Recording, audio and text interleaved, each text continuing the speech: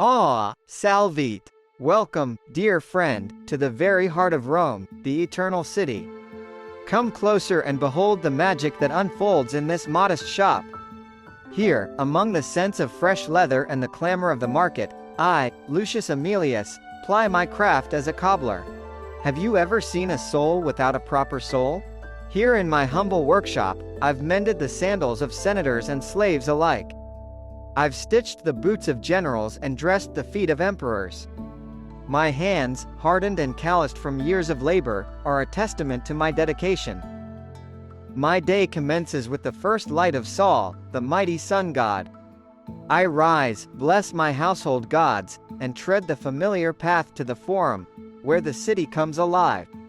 My little shop, filled with the rich aroma of wax and oils, welcomes me like an old friend.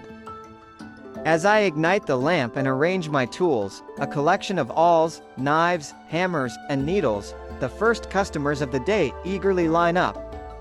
Soldiers, with worn-out boots that have marched through battle, beg for repairs.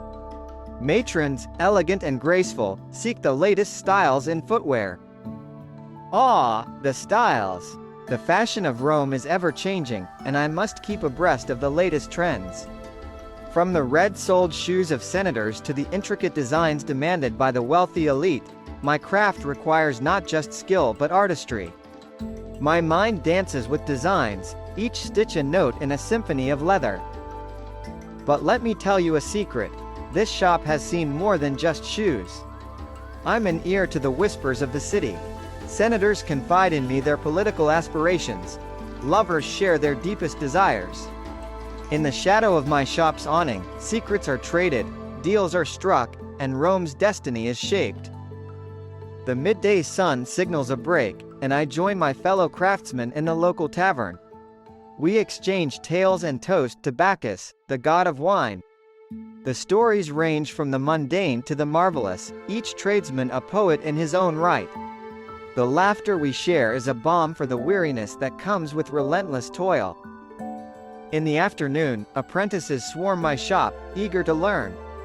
I take them under my wing, teaching them not just to cobble but to create. The hands that once fumbled now fashion masterpieces, and my heart swells with pride. But the day is not always kind. I've seen sandals stained with the blood of the gladiatorial arena, boots worn by soldiers who never returned, shoes that have witnessed tragedy.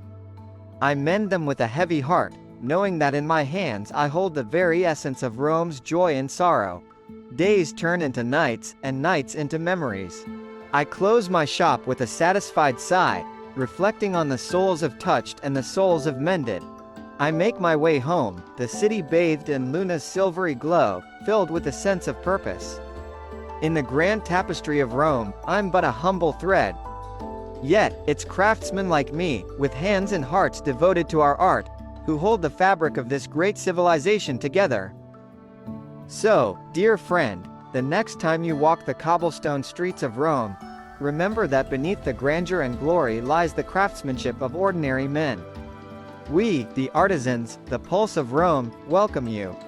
Vail, farewell, and may the gods guide your path. Ah, Sav. My name is Lucius, and I am what you might call a fuller in the glorious city of Rome. Allow me to pull back the curtain on a life that, although unseen by many, keeps the grandeur of Rome shimmering. But brace yourself, it's not as glamorous as you might think. My day begins with the crowing of the rooster. As the sun stretches its arms over the 7 hills, I rise and make my way to the Fulonica, my bustling workshop. Rome never truly sleeps, and neither does the life of a fuller. As I open the doors to my Fulonica, the mixed aroma of soap, urine, and fresh wool engulfs me. My apprentices greet me with respectful nods, and the day's labor commences. A line of slaves from the rich villas and humble free citizens with baskets full of tunics, togas, and cloaks await me. We must gather the garments and categorize them by fabric and color. Some of them carry the elegant togas of senators and nobles, stained with wine from extravagant feasts. Others bear the humble wear of everyday folk. This part of my work is not for the faint-hearted. Cleaning these garments involves soaking them in large vats filled with a mixture of water, soap, and yes, human urine collected from public urinals.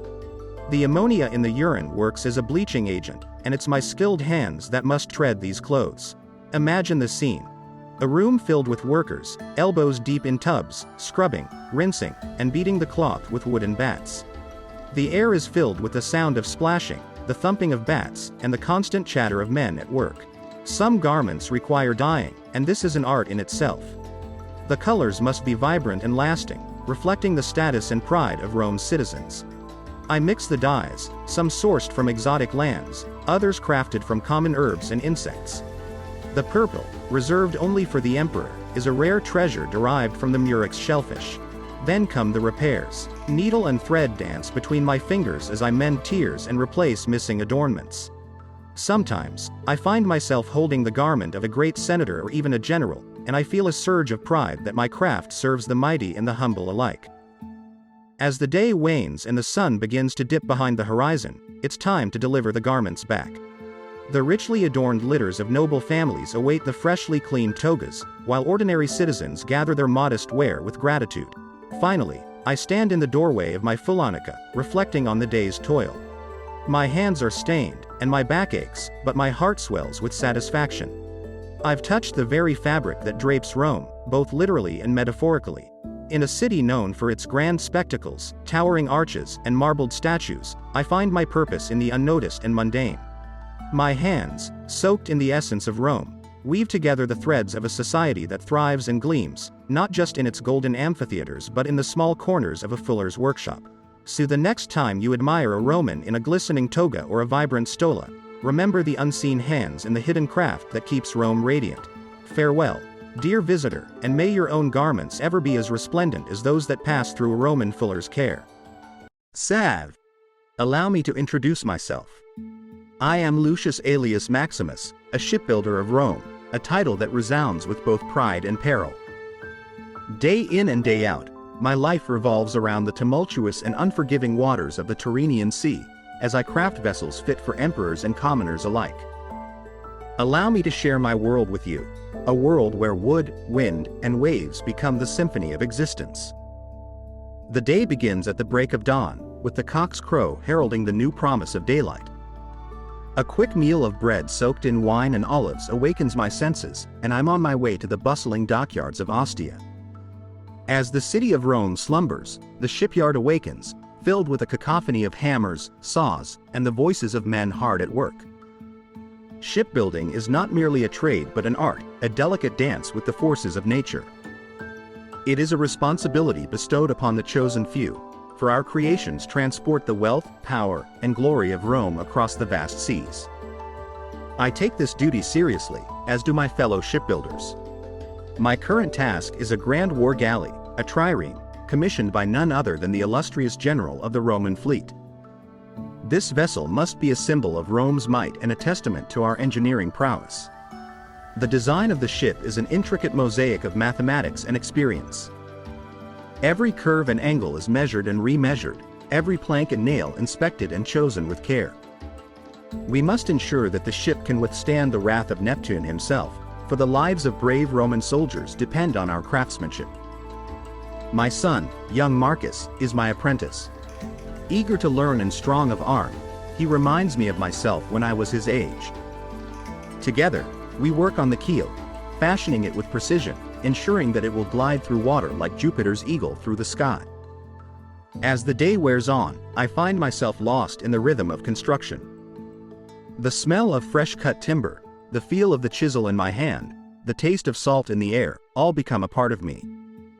My sweat mingles with the wood shavings on the ground, a humble offering to the gods for their favor. By the time the sun reaches its zenith, the trireme's frame begins to take shape. It's a sight to behold, a skeletal beast emerging from the timber, ready to conquer the oceans. My heart swells with pride, but there's no time to rest on our laurels. A messenger arrives with a summons from the general himself. His imposing figure waits at the heart of the shipyard, surrounded by officers and aides. A moment's hesitation grips me, but I march forward, knowing that my duty calls. The general, a man of stature and gravitas, looks upon our progress with a discerning eye. He praises our work but reminds me of the urgency. A battle looms, and this ship must be ready. I assure him of our commitment and vow to make this vessel a triumph of Roman engineering. Days turn into weeks, and the trireme grows in stature and grace. It is a beautiful terror, sleek and formidable, adorned with intricate carvings depicting Mars and Minerva. Every nail driven, every plank fitted, brings us closer to completion. However, not all is smooth sailing. A storm strikes with fury, threatening to undo our work. We fight through the night, securing the ship, praying to the gods for mercy. As the dawn breaks, we find our creation unscathed, a testament to our skill and perhaps a nod from the gods. Finally, the day of launch arrives. The shipyard is alive with excitement, filled with the throng of citizens, soldiers, and dignitaries. The general himself is present, his eyes gleaming with anticipation. The trireme, now christened Invictus, is ready to meet her destiny. With prayers and offerings, we send Invictus into the embrace of the sea. The ship glides effortlessly, a vision of power and elegance. The crowd erupts in cheers, and the general clasps my hand, a gesture of gratitude and respect. As the Invictus sails into the horizon, I know that my duty is fulfilled. The ship is no longer timber and nails but a living embodiment of Rome's glory. I have played my part in shaping history. My life as a shipbuilder is a symphony of challenges and triumphs, of wood and waves, of duty and devotion. It is a path I walk with pride, knowing that every ship I build carries the soul of Rome itself. May the gods continue to guide my hands, and may the seas ever be in our favor. Veil. Salve, dear traveler.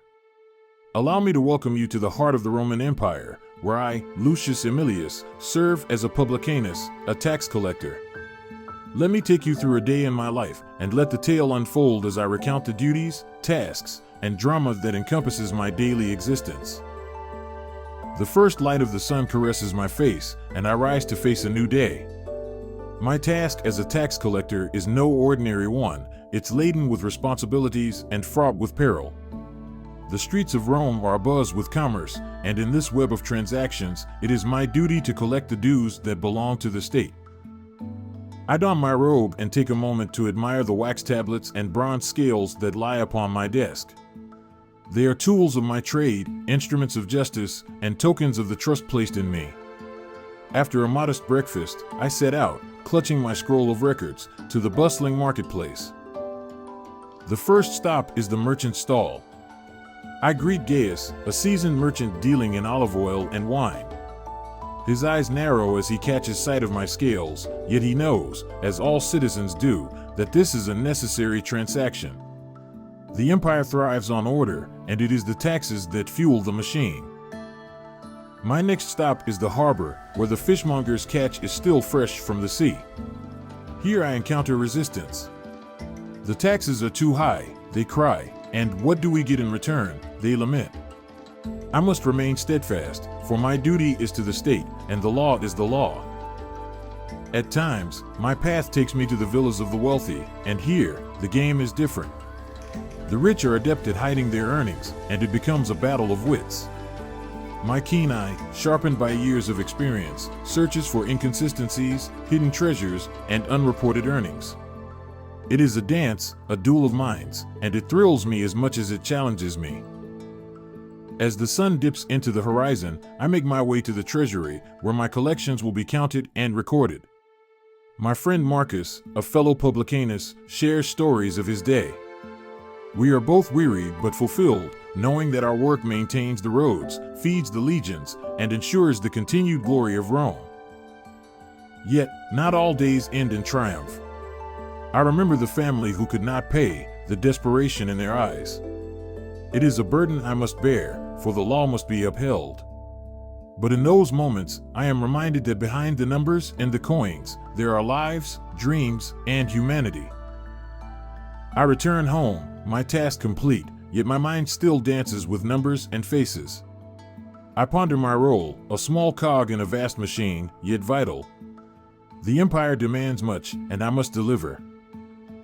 As I retire to my humble bed, I find solace in knowing that I have done my duty. The empire stands, and I, Lucius Aemilius, publicanus, have played my part. In this grand tapestry of Rome, the role of a tax collector is often misunderstood and maligned. Yet, it is a task of great importance, one that requires integrity, intelligence, and empathy. So, dear traveler, as you walk these ancient streets, know that behind the splendor of the Colosseum, the wisdom of the Senate, and the might of the legions, there is an intricate system, a delicate balance. And in that system, I stand, a sentinel, a keeper of order, ensuring that Rome, the eternal city, continues to thrive. For this is my life, my duty, my Rome. And now, it is a part of your story too. Veil. Farewell, and may your path be guided by the wisdom of the ancients. Salve. Allow me to introduce myself. I am Gaius Maximus, a proud architect and engineer of the glorious city of Rome, standing tall in the reign of Emperor Trajan. Every day, I find myself woven into the fabric of this sprawling metropolis, a place where grandeur is not only sought but is a way of life. My morning begins as Apollo's chariot rises in the east, casting a golden glow over the marble structures of Rome. I break my fast with a humble meal, usually bread and olives, kissed with the freshness of the morning dew. My wife, Lucia, tends to our 3 beautiful children, while our slaves busy themselves with the chores. Though my life may appear magnificent, it is filled with responsibility and toil. I leave my modest villa, adorned with the freshest laurels, and embark on the journey to the heart of Rome. The streets are alive with the hustle of merchants, the laughter of children playing, and the clatter of soldiers' armor. But my focus is on the towering structures that punctuate the skyline, the temples, the bathhouses, the arenas, and the bridges. They are my passion, my duty, my life. As I make my way to the Forum, the epicenter of our civilization, my thoughts often wander to my current projects. These days, I am tasked with the creation of a new aqueduct, a marvel that will bring fresh water to the thirsting mouths of thousands. But the weight of this task is no less than the stones that will form it. One mistake, and the wrath of the gods and the emperor might descend upon me. Upon reaching the Forum, I am met with fellow architects, engineers, and laborers. Here, we discuss, plan, and argue over designs and methods. The debates can become heated, for we are all artists, and our canvases are the stones and mortar of Rome. I often find myself lost in the intricate designs, imagining the arches and domes taking shape, merging engineering with artistry. These are not mere buildings, they are a testament to Rome's glory. My day often leads me to various construction sites where the real magic happens. The sight of a building slowly rising from the ground is an ecstasy unmatched. Guiding the placement of each stone, ensuring the precision of each measurement, feeling the sweat and toil of the laborers under the Roman sun, it is a dance, a symphony, a battle. A single error could lead to catastrophe, and so my eyes remain ever vigilant, my hands steady, my mind focused. In the heat of the day, I break for a meal, often dining with fellow architects or clients. Here, we talk of politics, philosophy, and of course, architecture. The food is rich, the wine flows freely, and the conversation is as spirited as the gladiatorial games. But my mind seldom strays far from my work, for it is not merely a profession but a calling.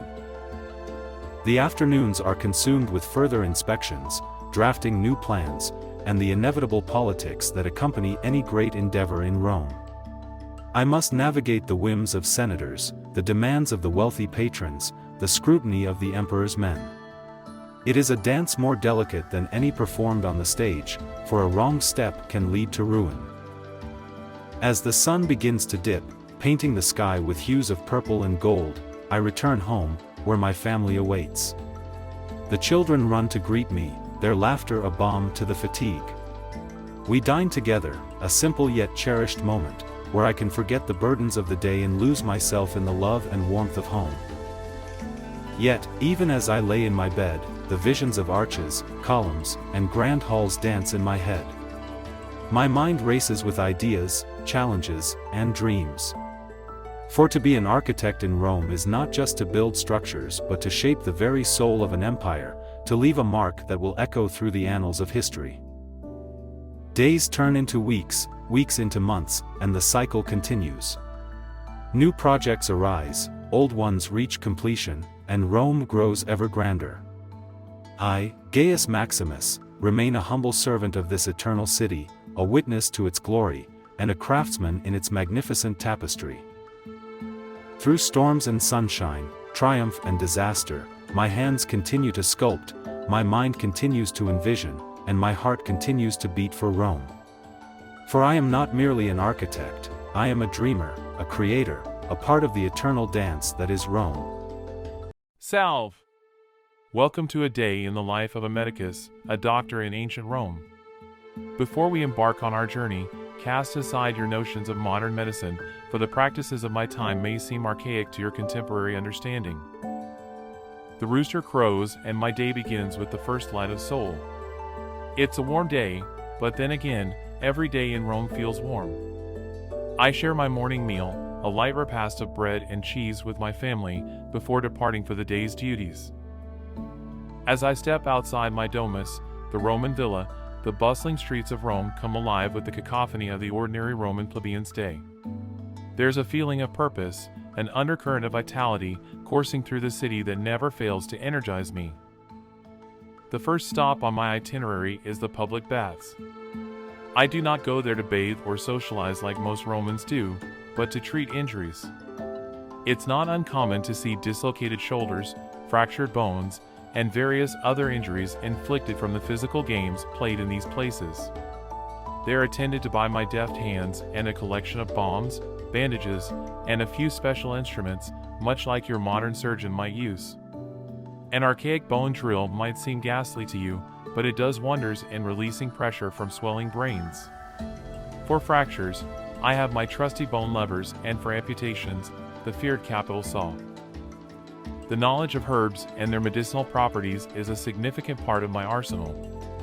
The Romans are blessed with an array of natural remedies. From the banks of the Tiber, I collect willow bark, which can alleviate pain and reduce fevers. Opium poppies are used sparingly, for their potent sedative effects are a double-edged sword. In the morning hours, the less fortunate are my patients, the slaves, the poor, and the destitute. To them, I am a beacon of hope, a chance at recovery. The setting is often not an established hospital, but open courtyards, busy marketplaces, or even by the roadsides. The rudimentary conditions do not deter me from my duty. In the afternoon, I am summoned to the domus of the patricians, the aristocrats, or even occasionally, the palaces of the Caesar himself. Here, medicine intersects with politics and diplomacy. A slip of the hand or an incorrect diagnosis can mean not just a loss of reputation but possibly my life. The medical conditions are more varied: malnutrition, heart conditions, or diseases brought on by excess and indulgence. It is here where my medical knowledge is truly tested. Rome is a cosmopolitan city, a melting pot of cultures, ideas, and knowledge from all corners of the empire, from the misty shores of Britannia to the scorching sands of Egyptus.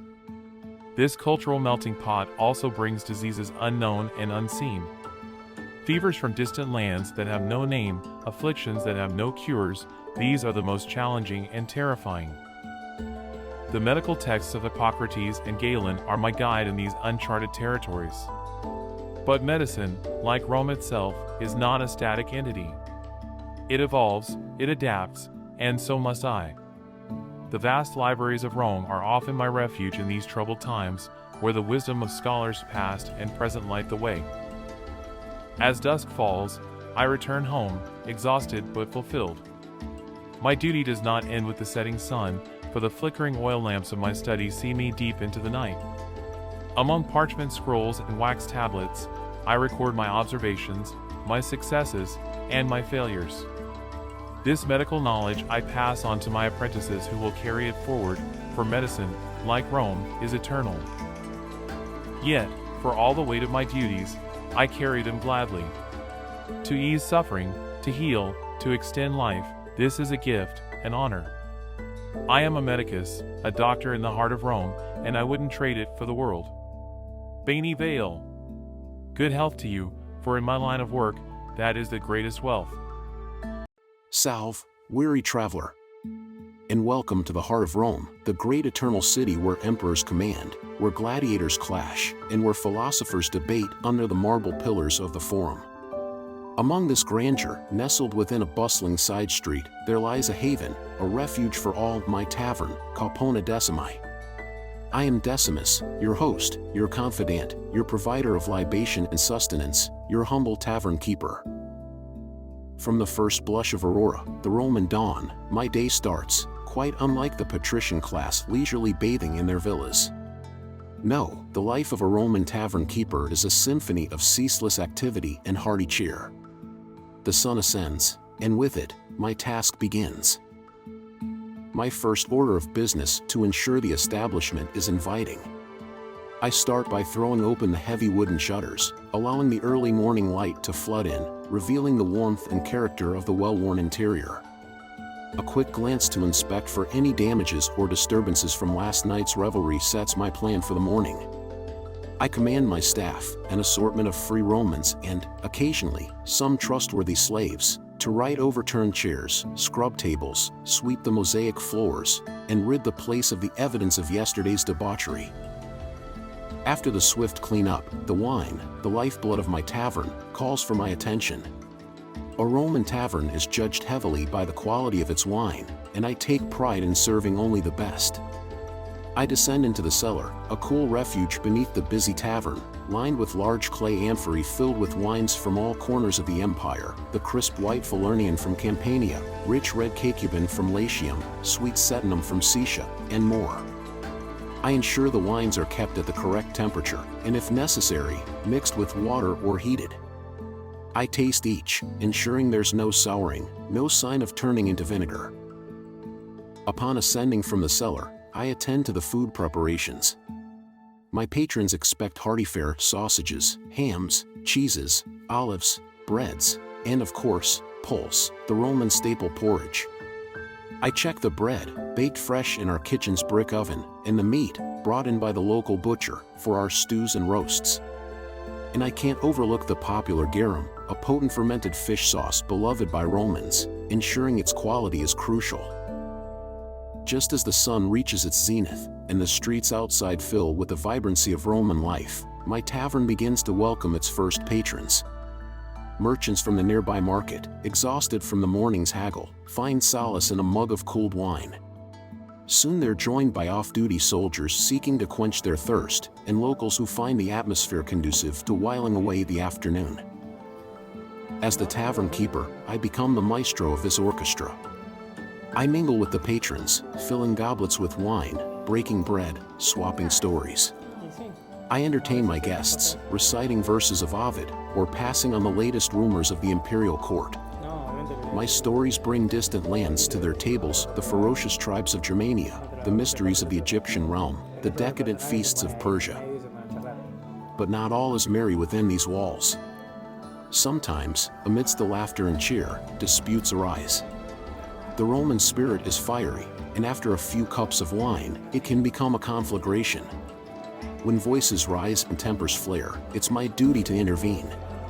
To calm the storm, soothe ruffled feathers, or, in the worst case, call for the vigiles, the watchmen. The sanctity of my tavern depends on it. The evening falls, and the tavern transforms again. The room becomes a platform for musicians, poets, jesters, their performances lit by the warm glow of oil lamps. The revelry reaches a crescendo, the air filled with the strumming of lutes, the hearty laughter, the clinking of goblets. Amidst this, I weave my way through the crowd, an eye on everything, ensuring the cheer never fades. As Jupiter's chariot gives way to Luna's silver glow, the night's festivities wind down.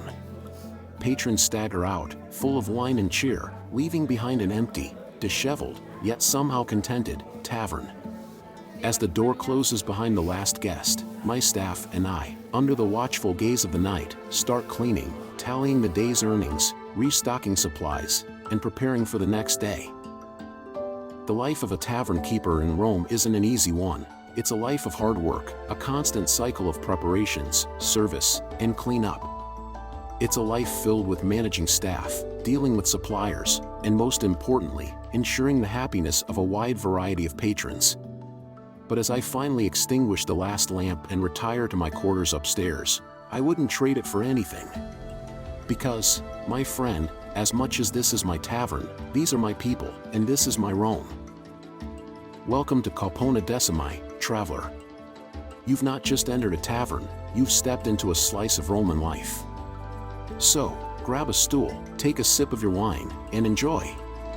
Because while you are within these walls, you're not just a patron, but part of a grand tradition, a piece of the living, beating heart of Rome. Ah, salve.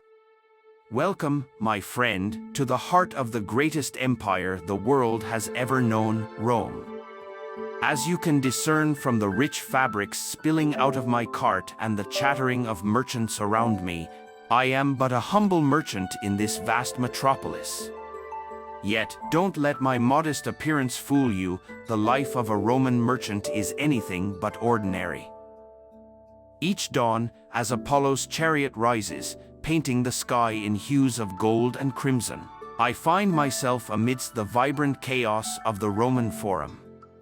The air here is thick, with the aromas of exotic spices from the east, the fresh catch from the Tyrrhenian Sea, and the underlying note of ambition and dreams. The Forum, as you might know, is not just a marketplace, it's the very pulse of Rome. Here, fortunes are made, alliances are forged, and tales of distant lands are exchanged. My duty?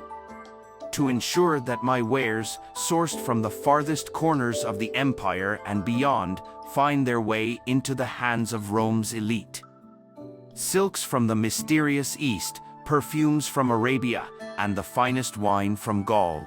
These are the treasures that pass through my hands. Now, while you might envision a merchant's life as one of leisure, let me disabuse you of such notions. Negotiation is an art, and in the heart of Rome, it's a gladiatorial combat of wits. A Roman matron arguing the price of a silk scarf could very well be more formidable than a Celt warrior. And then there's the matter of sourcing. Ah, the adventures. Just last year, I embarked on a perilous journey to the edge of the known world. Through deserts where mirages whispered promises, past mountains that scraped the heavens, all in search of the fabled land where trees dripped with golden resin. Frankincense, they call it, a treasure as valuable as gold in the heart of Rome. But it's not just about the treasure. The further I travel, the more I realize that the world is stitched together not by emperors and legions, but by merchants and our tales. It's us who spread stories, cultures, and dreams wrapped in our wares. Being a merchant in Rome is not just about trade, it's about connections. In the evening, when the marketplace winds down, another sort of trading begins. I frequent the city's plush banquets and feasts. Over copious amounts of wine and amidst the strumming of lyres, deals are whispered and futures are forged. Of course, it's not all glamour and gold. The seas, as any seasoned merchant will tell you, are as fickle as the gods themselves.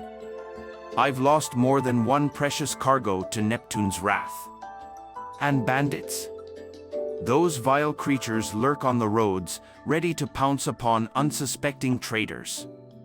Yet, with risk comes reward. The thrill of a successful deal, the joy of discovering a new land, the sheer unpredictability of each day. That's what keeps my heart racing.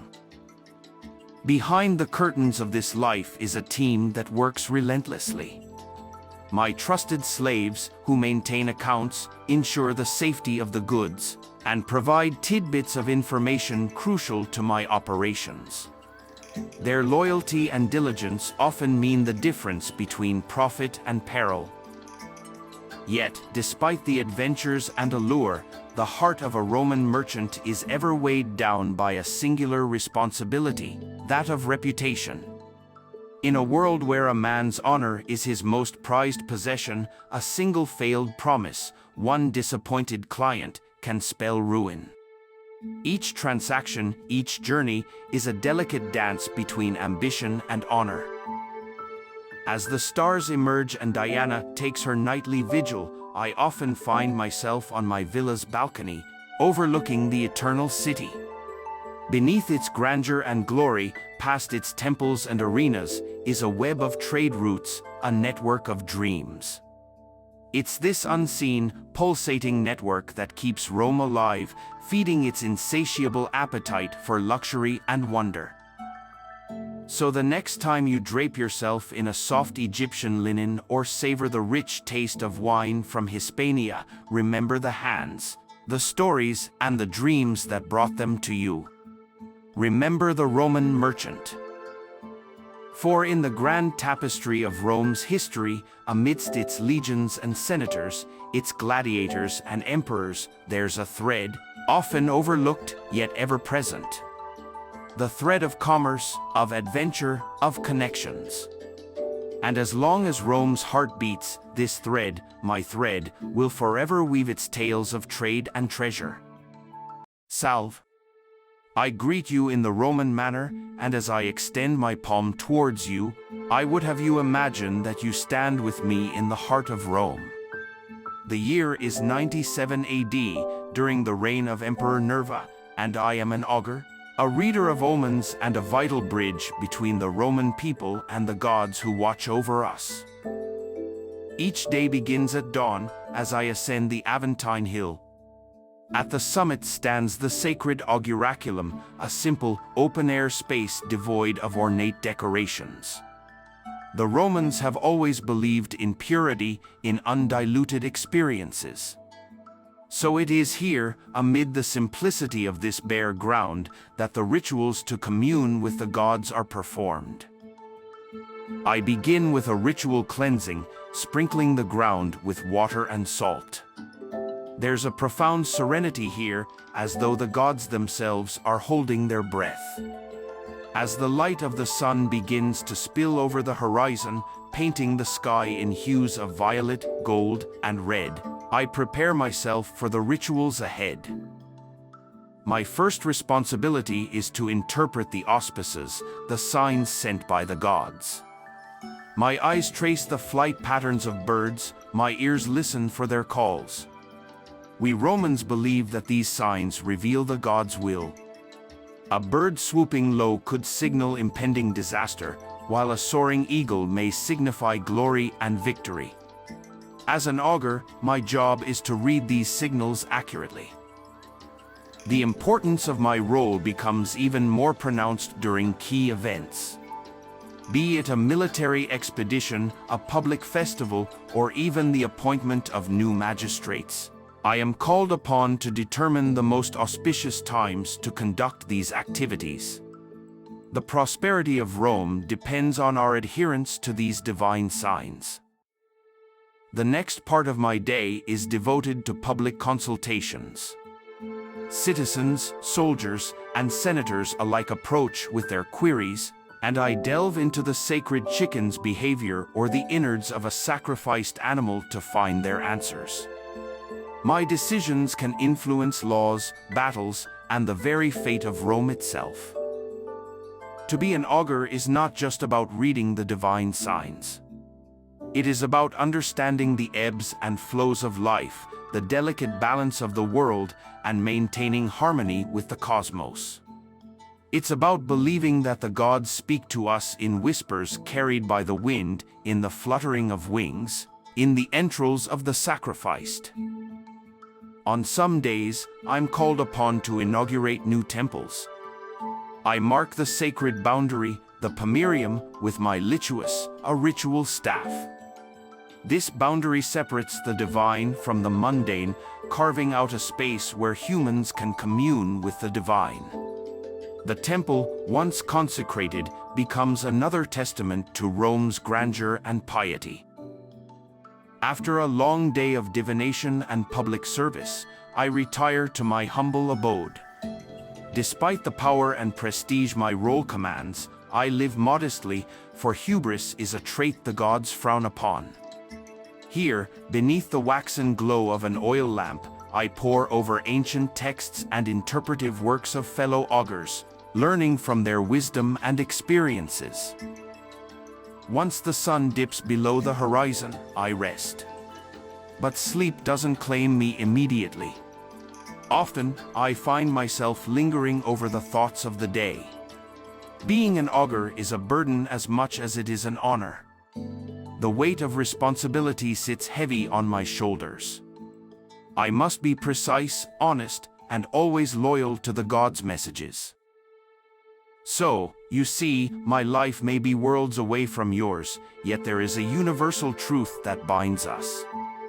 Whether we wear togas or suits, live in villas or skyscrapers, we are all subject to powers greater than ourselves.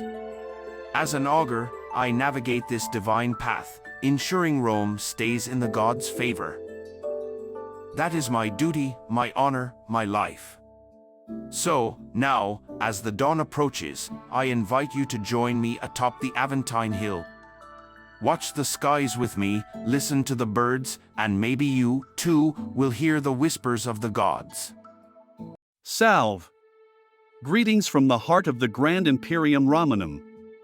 I am Quintus, a humble sculptor in this great empire of ours, where power and beauty are held in equal regard. Allow me to take you on a journey through the rhythmic dance of my everyday life. As an artisan in the Eternal City, I work under the benevolent gaze of Jupiter and the stoic countenance of our noble emperor. The day begins with the first light of soul. Sleep isn't an indulgence we artists can often afford, especially those of us tasked with sculpting the gods and men who have shaped the fabric of Rome. My domus, a simple abode nestled near the heart of the city, is but a stone's throw away from the Forum, the pulsing hub of Roman life. As I step out into the streets, I'm greeted by the cacophonous symphony of the city, the rhythmic thumping of the baker's dough, the cheerful cries of market vendors hawking their wares, the distant sound of the philosopher orating in the Stoa. My path leads me to the marble-laden workshop, my sanctum of creation. There, beneath the watchful eyes of my patrons' busts, my journey from mere stone to life commences. Like the divine Pygmalion, I spend my days coaxing form from the unyielding marble, bringing life to the lifeless with every chisel stroke. The Emperor's commission is my foremost responsibility. Sculpting the visage of the Imperator himself requires utmost precision and diligence, for it's more than mere stone. It's a symbol of Rome, a testament to our great leader's authority. From the subtle crease of his brow to the firm set of his jaw, each detail speaks volumes about his character and rule. While some sculptors prefer the solitary confines of their studios, I find inspiration amidst the vibrant tapestry of Roman society. The Forum, the bathhouse, the amphitheater, these places teem with the lifeblood of Rome. They provide me with the raw material to sculpt, not just the form, but the spirit of my subjects. Sculpting isn't merely a profession, it is a sacred duty to our deities, our heroes, our leaders. With each statue, we breathe life into stone, immortalizing the men and gods who tower over us. Through our art, we uphold and celebrate the grandeur of Rome. A well-crafted bust or statue is no mere ornamental piece, it is the embodiment of Roman valor, wisdom, and power. In the day's waning hours, as Vesper lights the path of the moon, I find my way to the Thermae. Like many Romans, I partake in this ritual cleansing, washing away the day's grit and toil in the warm embrace of the public bath. The baths are a nexus of culture and camaraderie, where one might rub shoulders with senators and slaves alike, discussing philosophy, politics, or the latest gossip from the palace on the Palatine. I end the day much like it began, beneath the celestial gaze of our gods and ancestors. The soft glow of my humble lararium illuminates my modest home as I offer my prayers to the Lares, the protectors of the hearth and home, thanking them for another fruitful day. My life is not one of extravagant luxury or grand adventuring across uncharted lands. Yet, it is fulfilling in its own right. The chisel and mallet are my constant companions, the marble is my canvas. As I lay down to rest, dreaming of the masterpiece that awaits the morrow, I'm reminded that I, Quintus, a humble sculptor, am an essential thread in the intricate tapestry that is Rome. Day by day, stroke by stroke, I leave my mark on the eternal city, forever etching the echoes of Rome's glory into the face of time itself. To be an artist in Rome is to engage in an eternal dialogue with the divine and the mortal, and to participate in the grand theater of human history. Through my art, I breathe life into stone, and stone, in turn, breathes life into me. I am a sculptor of Rome, a creator of immortality. I am Rome, and Rome is me. Veni, vidi, vici. I came, I saw, and through my art, I conquer. I am Senator Publius Maximus of the illustrious Roman Republic, and I welcome you to step into my sandals and accompany me through an ordinary day, teeming with extraordinary tasks and responsibilities that exemplify the life of a Roman senator. My day dawns with the morning sun, casting its golden tendrils upon the marble columns of my villa. A hasty breakfast of simple fare, bread, olives, and cheese fuels me for the day, after which I clothe myself in the senator's toga, an immaculate, wide, and flowing purple-edged garment. I then set forth for the Curia, the heart of Roman political discourse, accompanied by my litter-bearers and an entourage of attendants. As the Curia's grand entrance looms before me, I feel the weight of Rome's future resting squarely on my shoulders. My duty is significant, and the stakes are high. We senators are Rome's guardians, tasked with navigating her political, economic, and military terrain, from arranging gladiatorial spectacles to determining the fate of provinces. The Senate chamber is a battlefield, and my fellow senators and I are gladiators, armed not with swords but with the mightier weapons of logic, rhetoric, and conviction. The afternoon sun finds me at home for the prandium, a light meal of eggs, fruits, and wine. This break serves as an opportunity to refresh and renew before the second half of my senatorial duties recommences. Post-prandium, the Senate proceedings resume. Politics is a nuanced game where the ability to sway opinion, create alliances, and anticipate political maneuvering is just as crucial as the wisdom of years. Each day in the Senate is unique, a kaleidoscope of arguments, negotiations, and strategic discussions. As a senator, I also oversee public works and financial matters, deciding upon the construction of temples, roads, and aqueducts, and balancing Rome's coffers. At dusk, my duties shift from the Curia to the public baths. Immersed in the soothing warmth of the bath's therapeutic waters, we senators continue our discussions informally. It's an opportunity for camaraderie, a chance to build alliances outside the Senate's marble walls. Post-bath, the golden hues of twilight accompany me home. The evening holds a feast, the Cena, where my villa buzzes with guests. The grand banquet hall echoes with laughter, debates, and the clinking of wine goblets. Senators, philosophers, poets, generals, they all gather under my roof, and the feast becomes a melting pot of ideas, rumors, and lively discussions. The day ends with a solitary moment on my villa's rooftop, under the vast celestial tapestry. As Rome rests under the blanket of night, I ponder the day's happenings and strategize for the next, each twinkling star a silent witness to my solitude. Such is a day in my life, a Roman senator's life. It is a life of power and prestige, yes, but also one of immense responsibility and ceaseless vigilance. For we are the caretakers of Rome, the trustees of her glory, her grandeur, her legacy.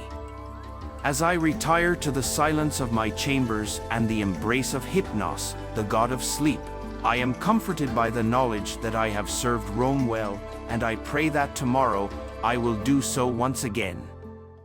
Sunrise in Rome. The glorious empire basks in a new dawn, but for many of us, daylight means the start of our labor. I am Aelius, a slave in the household of Gaius Cornelius Maximus, a senator of some note in the city.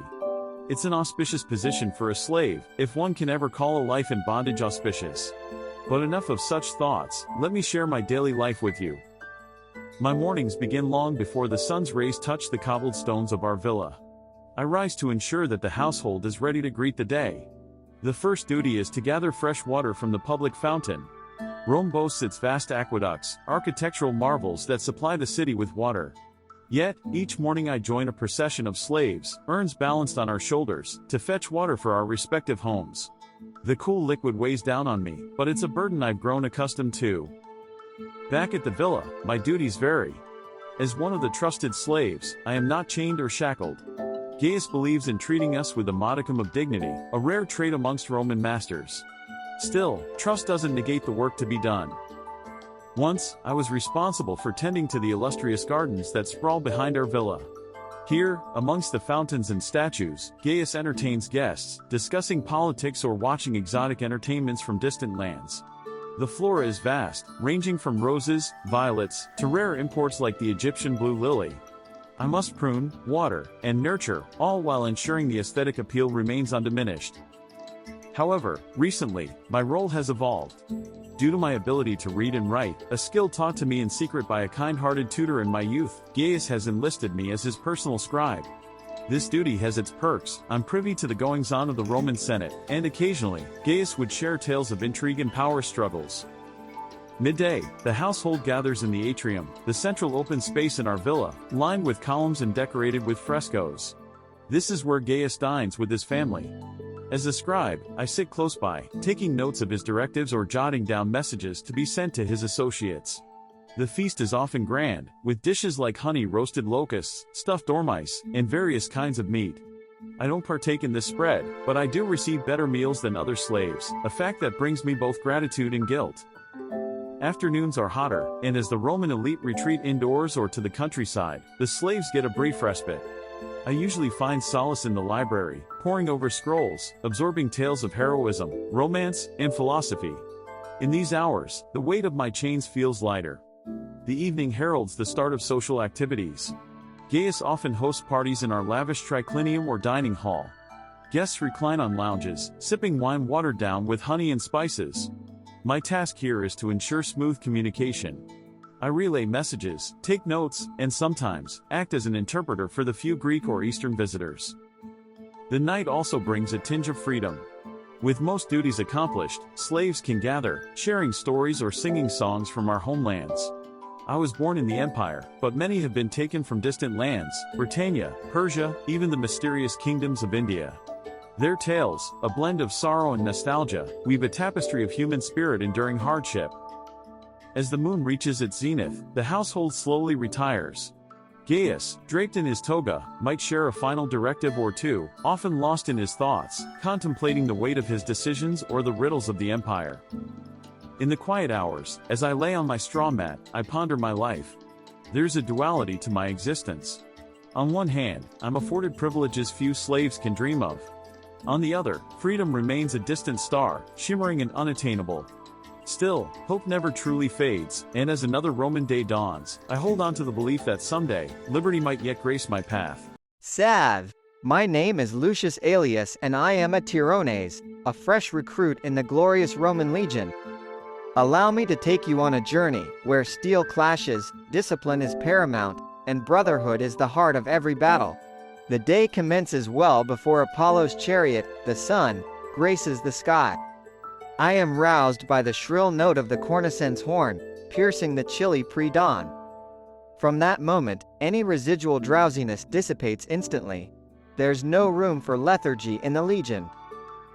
My fellow recruits and I assemble in the Principia, the central courtyard. Our first order of business? The salutatio, paying our respects to the legion standard and swearing yet again our loyalty to Rome. It reminds us, every day, for whom and for what we fight. Next, we dive into the rigorous physical training. Under the watchful eyes of our veteran centurions, we are pushed to our limits. From running in full armor to lifting heavy packs, we condition our bodies for the harshest terrains and the most grueling battles. To be a Roman soldier is to be a symbol of strength and endurance. weapon training follows. As a Tirones, my weapon of choice is the gladius, a short sword ideal for close combat. We are taught to thrust rather than slice, a skill that's much harder than it sounds. Every movement, every reflex, is drilled into us until our sword becomes an extension of our arm. But a soldier isn't defined just by his gladius. We also learn the art of the pilum, a heavy javelin, and the large rectangular shield, the scutum. Midday grants us a brief respite. We congregate in the castra's mess area, indulging in the simple yet hearty fare, a staple of bread, olive oil, pulses, and on good days, a bit of meat or cheese. Amidst the clatter of wooden bowls and the hum of conversation, I've come to deeply cherish these moments of camaraderie. But rest is fleeting. The afternoon is reserved for mock battles. Dressed in full armor, we recreate battle scenarios, each Tirones learning to fight as a unit. The Centurions don't go easy on us. A mistake on the battlefield can cost lives. Better to face their wrath here than face the consequences in war. By the time the sun starts to dip, we're exhausted, both physically and mentally. But our day is far from over. Before we can retire, there's equipment to maintain. A rusty sword or a fraying sandal can spell disaster, so meticulous care is given to every item. By night, after the day's chores, the castra resonates with the gentle strumming of lyres and the soft murmurs of storytelling. The older legionaries, hardened by countless battles, share tales of their exploits, painting vivid images of distant lands and fierce enemies. It's both a lesson and a source of inspiration for us. We Tirones listen with rapt attention, dreaming of the day we'll have our own stories to tell. Once in a while, if we're fortunate, a merchant or a traveler passing through might regale us with tales from the Empire's furthest reaches.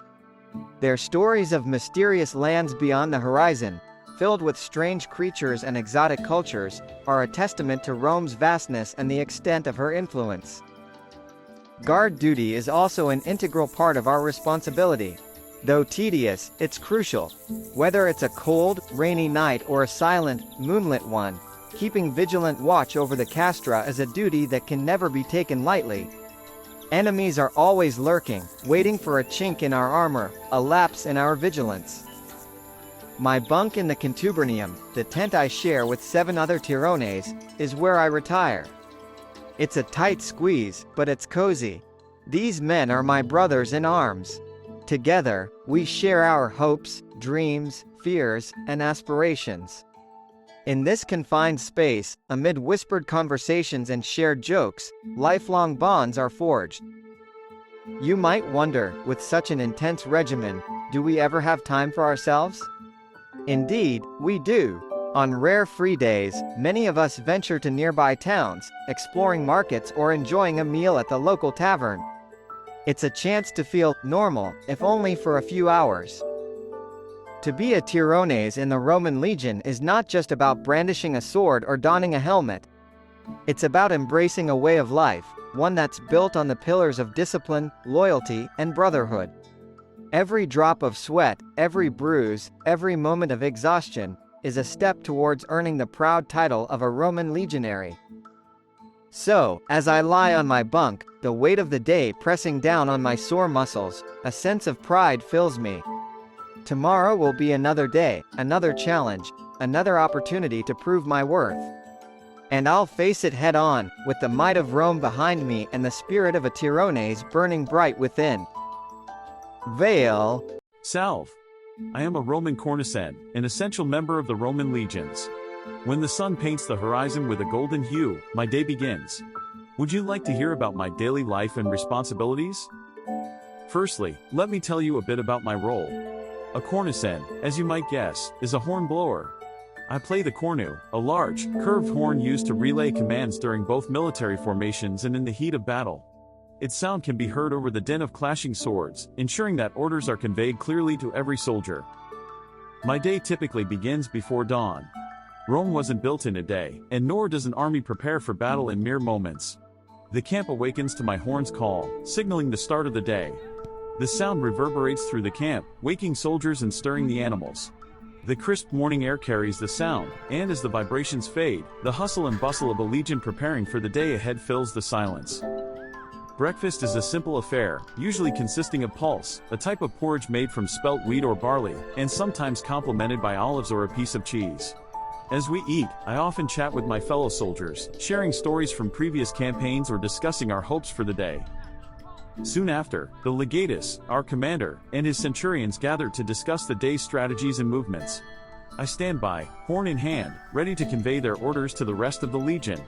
Once they decide, I sound the appropriate call on my cornu. Each tune carries a specific meaning. There are tunes for advance, retreat, change in formation, and even a signal to indicate lunchtime. Training is a crucial part of our regiment. As a cornicent, it's not just about blowing the horn. I train with the Legion, perfecting my combat skills, practicing maneuvers, and ensuring I know every signal by heart. After all, the effectiveness of a Legion often depends on swift and precise communication. As the day progresses, if we are on the move, I keep pace with the Legion. The weight of the cornu can be burdensome, but its importance keeps me motivated. Sometimes, we face skirmishes with enemy forces or hostile tribes. In these situations, my role is vital.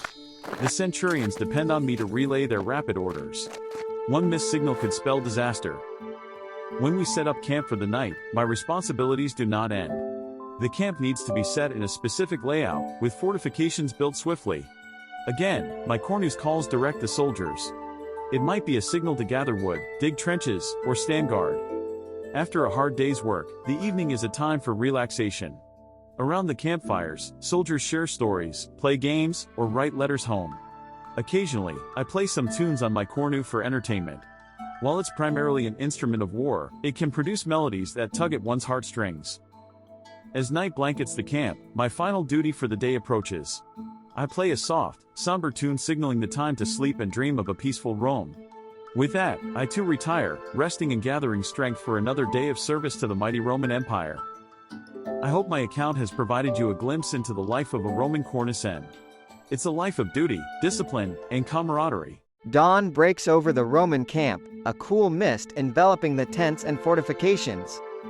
While most of the legionnaires are still deep in slumber, I, Lucius Maximus, the imaginifer of the 10th Legion, am already awake. As the one who carries the sacred image of the emperor into battle, there's a weight on my shoulders greater than the wooden pole and golden bust I bear. My day begins with a visit to the shrine.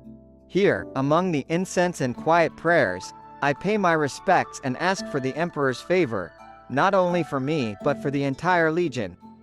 My role isn't just that of a standard bearer.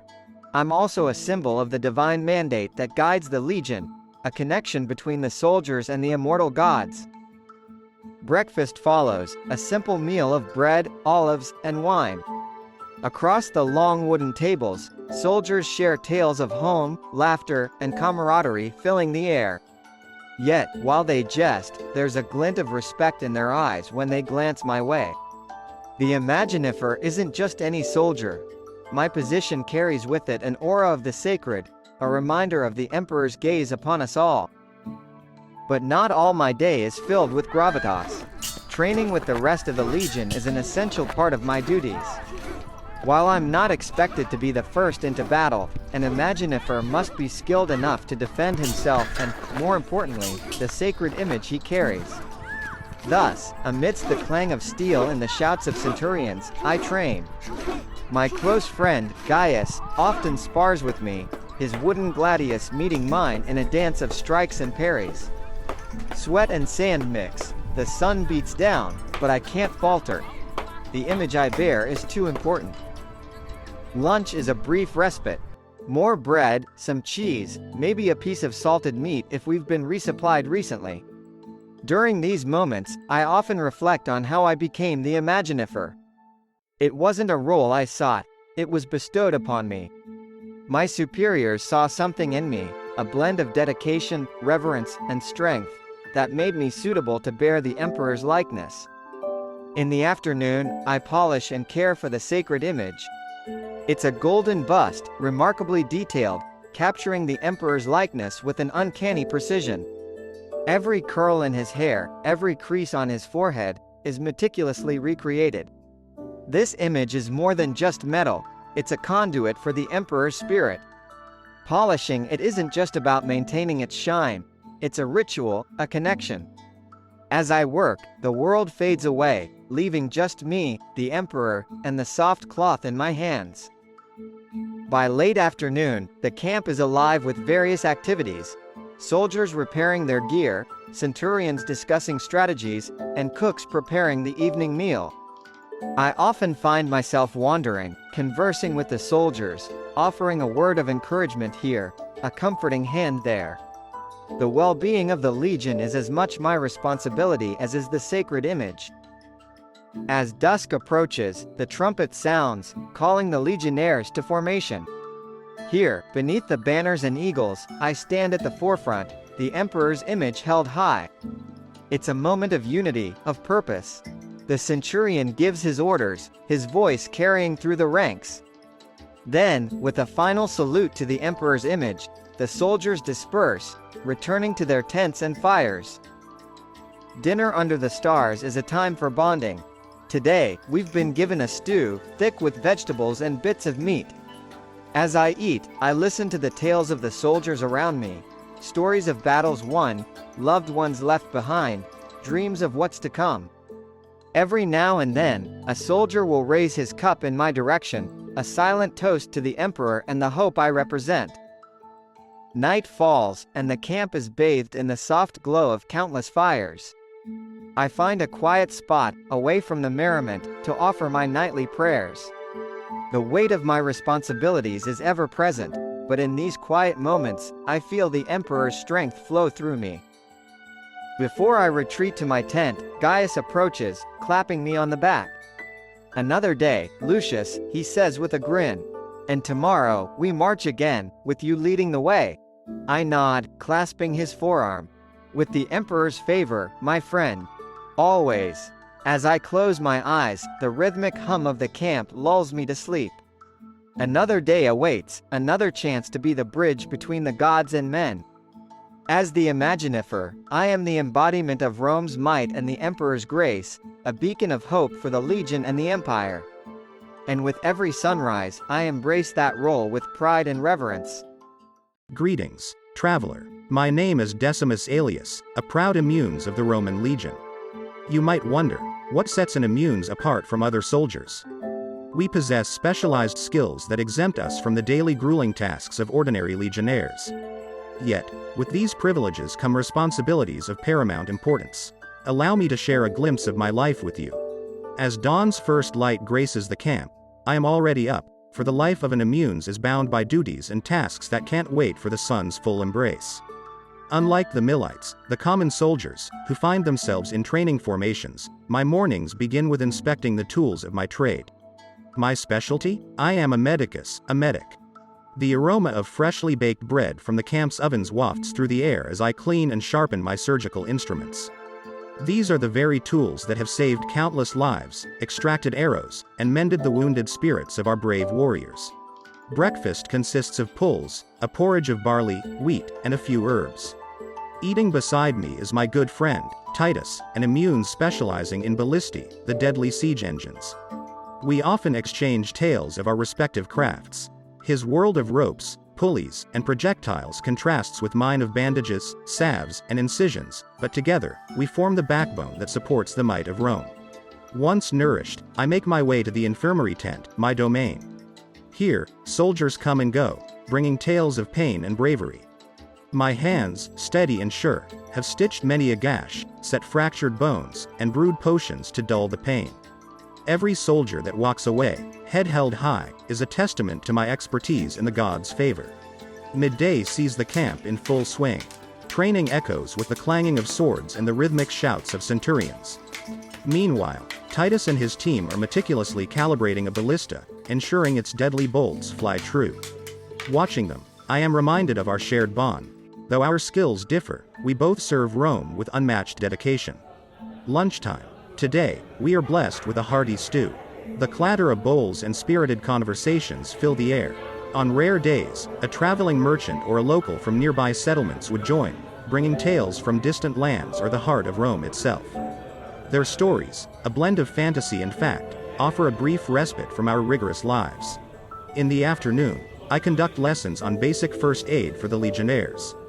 A soldier knowledgeable in binding a wound or recognizing an infection can make the difference between life and death on the battlefield. The men, ever eager, soak in the knowledge, knowing it could save a brother in arms or even themselves. The day's heat wanes as I find myself assisting a fellow immunes, Lucilla. She is a Sagittarius, an expert archer. Today, she's teaching young recruits the art of the bow, her arrows whispering through the air, always finding their mark. Occasionally, she seeks my expertise in crafting remedies to soothe her strained arms or concoctions to treat the minor nicks and scrapes of her students. Dusk approaches, painting the sky in hues of amber and crimson. The camp slowly transitions from the hustle of the day to the calming preparations of night. Titus, having finished his duties with the ballistae, joins me as we walk the camp's perimeter, appreciating the intricate designs of the fortifications, another marvel crafted by the hands of immunes engineers. Dinner is a jovial affair. Today, it's salted pork, olives, and more bread, paired with a fine wine. As night blankets the camp, songs of valor and tales of ancient heroes resonate, uniting us in spirit. Here, beneath the canopy of stars, differences fade, and the brotherhood of the Legion shines brightest. Yet, as an immunes, my day isn't over. Night often brings its own challenges.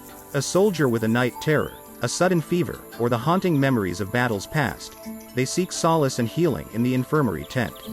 My hands, though weary, find renewed strength in their purpose, offering comfort and care. The midnight hour draws near, and the campfire's embers glow softly, mirroring the stars above. I finally retire to my tent, the soft rustle of its fabric a familiar comfort. As I drift into slumber, the weight of my responsibilities lingers. Yet, it's a burden I bear with pride. In the heart of the Legion, amid the warriors and war machines, we immunes stand distinct. Whether mending flesh, crafting siege engines, fortifying defenses, or mastering the bow, our specialized skills are the pillars upon which Rome's might rests. In this vast machine of war and honor, I, Decimus Aelius, serve not with the sword but with the scalpel. And as dawn breaks once more, I shall rise again, ready to heal, to serve, and to ensure the legacy of Rome stands unyielding. Salvete, dear friend. My name is Lucius, and I am a Munifex, the basic foot soldier, in the great Roman legions. It is my honor to offer you a glimpse into a day in the life of one who serves under the eagle standard. Each day begins with the call of the horn, a sound that cuts through even the deepest of slumbers. We rise before the sun, our sandals slapping against the cold ground as we muster in formation. A Roman soldier, even one of the lowest rank like myself, takes pride in his appearance, so our tunics are cleaned and our armor polished until it gleams under the morning light. Our day's first meal is modest, often consisting of a wheat or barley porridge called pulse. Sometimes, if the supply train has been kind, we might have some olives, cheese, or dried fruits. Every bite is consumed with gratitude and the knowledge that the day's training or march will require energy. A Roman legionnaire is nothing without discipline. Our Centurion, a gruff, battle-hardened man named Gaius, believes this with all his heart. Training takes up a substantial part of our mornings. We drill with our pilum, javelin, and gladius, short sword, perfecting the art of throwing and thrusting, while also practicing the famed testudo, tortoise, formation that allows us to become an almost impenetrable shield wall. By midday, sweat pours down our faces, and our limbs ache, but the spirit remains unbroken. With each drop of sweat, we become better soldiers, and we take pride in that. The sun in its zenith is fierce. During this time, we rest in the shade of our leather tents, some mending their equipment, writing letters, or simply enjoying a brief respite. We each have our chores, maintaining the camp's defenses, foraging for additional food, tending to the horses, or seeing to the needs of our brothers in arms who have been wounded in past skirmishes. Depending on our orders, afternoons might see us on the move. On a march, we could cover about 20 miles, with our belongings on our back and our shields at the ready. The Roman roads, a marvel of engineering, facilitate our expeditions, connecting the vast expanse of the empire. If we're encamped, our afternoons are dedicated to more specialized training or mock battles. Sometimes, engineers teach us how to operate siege weapons like the ballista or Augur. Every day presents an opportunity to learn and to hone our skills. As the sun's relentless heat begins to wane, our thoughts turn to the evening meal. On a good day, we might have meat in our stew, but often it's a simple mixture of vegetables and legumes. Bread, salted pork, and a drink called pasca, a mixture of vinegar and water, often accompanies the meal. These shared meals foster camaraderie among us. Tales of home, jokes, and the dream of a peaceful retirement under one's vine and fig tree become the chorus of the night. Even as the camp settles into a peaceful lull, the responsibilities of a munifex do not end. Many of us are assigned to guard duty, ensuring the safety of the camp throughout the night. The weight of the responsibility is immense, for the Roman legion's reputation of invincibility and the lives of our brothers rest upon our shoulders. For those not on duty, we wrap ourselves in cloaks against the chill and drift into dreams beneath a canopy of stars. The night sky, vast and unchanging, reminds us of the eternal glory of Rome and the small but significant part we play in its story. My life as a munifex is not easy. We face hardships, from grueling marches to the terror of battle. But through it all, there is pride. Pride in our discipline, in our brotherhood, and in the empire we serve. Each day, I rise with the same purpose, to serve and protect the eternal city of Rome, the heart of civilization. As you see this, know that thousands of men like me stand ready, from the frosted forests of Germania to the golden sands of Egypt, ensuring the Pax Romana endures. We are the silent backbone of this mighty empire. We are the Roman munifex. Valet et fortuna vobiscum. Farewell, and may fortune be with you. Greetings, friend. My name is Decimus, and while you might have heard of the valorous feats of the common legionary, the centurions, or even the legate, allow me to unveil the life of an unsung hero, the optio, second in command to a centurion, and an essential pillar in the Roman military hierarchy. With my silvered staff of office in hand and one eye always on our men, I walk the fine line between officer and soldier, ensuring the might of Rome remains unbroken.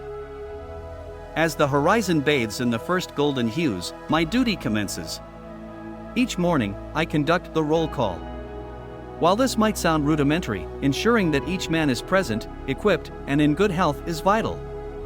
Any missing or unwell soldier is immediately addressed. This early task embodies my role, attention to detail. After the roll call, I meet with my centurion, Gaius, and other officers to discuss the day's strategy, be it for a march, a battle, or even camp management. My voice in these meetings matters, as I bridge the gap between the centurion's orders and the legionary's execution. Next on the agenda are the rigorous training drills. While the centurion oversees them, I'm in the thick of it, ensuring that each formation is perfect, every shield in place, and each pilum and gladius wielded accurately. If a legionary falters or errs, I am there, not just to correct, but to teach. However, discipline is a cornerstone of our legions. If a soldier's error is due to negligence, they might find themselves at the receiving end of my staff or face more severe punishments. It is a responsibility I do not take lightly. While the troops break for lunch, my day continues in earnest. The Legion has a vast logistical tale, from pay to food, equipment to letters from home. As an optio, I maintain the records. I also ensure that any grievances from the rank and file are addressed, bringing them to the attention of higher-ups if needed. It's a delicate balance of administration and empathy. Post-lunch, we often engage in tactical simulations. These aren't just about fighting, they involve logistics, terrain understanding, and communication under pressure. The Centurion devises the strategy, but I'm responsible for its smooth execution. I often find myself running from one end of the formation to the other, relaying commands and ensuring cohesion. By evening, while the legionaries wind down, I take a moment for my personal training. It's crucial that I remain at peak physical and combat readiness. Sometimes, I spar with fellow optios or even ambitious legionaries, always learning, always improving. As night descends, I organize the night patrols. While I'm not always part of them, I must ensure they're adequately manned and equipped. When the campfires burn brightest, casting long shadows of tents and men, my administrative duties peak. From recording the day's activities to reading and sending out dispatches, my tent becomes a hive of activity. Yet, amidst the paperwork, I always find a moment of solace. Clutching the silvered staff, the symbol of my rank, I often reflect on my journey. From a fresh recruit to now, a heartbeat away from becoming a centurion. It's a path of sacrifice, diligence, and unwavering loyalty to Rome. Finally, as the fires dwindle and the night's chill sets in, I wrap myself in my cloak and surrender to sleep, one ear always attuned to the sounds of the camp, ever ready. Being an optio in the Roman legions is a role of contrasts. I am both a disciplinarian and a confidant, an administrator and a warrior, an officer and a friend. It's a demanding role, but when I see our formations move with precision, when I hear the songs of camaraderie around the fires, or when a young legionary comes to me for guidance, I am reminded of my purpose. We are the backbone, ensuring that the machine of war runs smoothly. Each day brings challenges, but with it comes the pride of being an integral part of the greatest military force the world has ever known. We march, we fight, we build, all in the name of Rome. As you see this, envision the vast camps, the disciplined formations, the valorous charges, and know that behind all of it, there's an optio, staff in hand, ensuring order in chaos. Valet et pax vobiscum. Farewell and peace be with you. Salve. Greetings, curious traveler. My name is Gaius, a centurion of Rome's mighty legions. Permit me to share with you a glimpse of my life as the sun shines over the great Roman Empire. The first light of dawn has barely crept over the horizon when my day begins. Though it might seem early, the life of a centurion is not one of leisure. The trumpets blare, signaling the start of the day. Every morning, my duty is to ensure the cohort I command, which consists of 80 men, assembles promptly. Morning inspections are essential. The soldier's armor and weapons must gleam. An unkempt soldier is often a lazy one. After assembly, we march to the training grounds. A legionnaire's prowess in battle stems from relentless training. As a centurion, it's my responsibility to oversee these exercises. Spear thrusts, shield formations, swordplay, our men drill these maneuvers daily. We recreate battle scenarios, practice fort building, and sometimes indulge in mock skirmishes. It's during these training sessions that I instill discipline and camaraderie in my men. They must move as one, think as one, and fight as one. My armor, distinct with its transverse crest, sets me apart. The men must spot me easily amidst the chaos of battle. By mid-morning, the sun ascends higher, and it's time for a brief respite. We assemble under the shade of olive trees, where I'm updated about any pressing matters from my higher-ups or dispatches from Rome. Sometimes, these gatherings involve discussing tactics for an impending campaign or strategizing fort placements. My input, based on my experience and the capabilities of my men, is vital. The midday sun is hot and unforgiving. We retreat to our camp or barracks, where a meal awaits. Bread, olives, some cheese, and occasionally meat, our diet is simple but nourishing. It's also a time for camaraderie. Stories from home, jests about training blunders, dreams of post-war life, such conversations knit my cohort closer together. Post-meal, the day's duties aren't over. A centurion isn't just a warrior, he's also an administrator. There's a constant stream of logistical tasks. From ensuring the regular supply of food and arms to addressing personal grievances among the soldiers, my day is chock full. The well-being of my men is paramount. A happy soldier is an effective one. Many think of us Romans only as conquerors, but we're also builders. As the day starts to wane, we often find ourselves constructing or mending forts, aqueducts, or roads. The strength of Rome isn't just in her legions, but also her infrastructure. I supervise, ensuring the work meets Roman standards. The roads we build are straight and robust, symbolizing the unwavering spirit of our empire. With the setting sun, a centurion's official duties diminish. It's time for leisure. Many of us gather around campfires. There's singing, games of dice, and often storytelling. I, personally, like to share tales from previous campaigns, drawing lessons from them. It's a subtle way to impart wisdom to the younger recruits. Occasionally, I retire to my tent to pen letters to my family in Rome. Despite the distance, it's vital to maintain ties to the homeland. As the stars take their place in the night sky, the Legion doesn't rest entirely. We're always vigilant. Night guards are stationed, and as a centurion, it's my duty to ensure these guards are alert. I occasionally walk the perimeters, ensuring the safety of the encampment. There's a saying in Rome, vigilance is the price of freedom. We embody this every day and night. So, dear traveler, now you've glimpsed the life of a Roman centurion. It's a life of discipline, duty, and immense pride. Every dawn, as I don my armor and look at the vast expanse of the empire, I'm reminded of the honor and responsibility placed upon my shoulders. The weight is heavy, but it's a burden I bear with pride. For I am a centurion, the beating heart of the Roman legion. And as long as we stand, Rome shall never fall. Did you know? The subscribe button is like the library's version of a chocolate chip cookie. Every time you hit it, a book on a library shelf gets an extra sprinkle of fairy dust. So, if you enjoyed this video and want to sprinkle some magic, don't forget to like and subscribe to our library channel.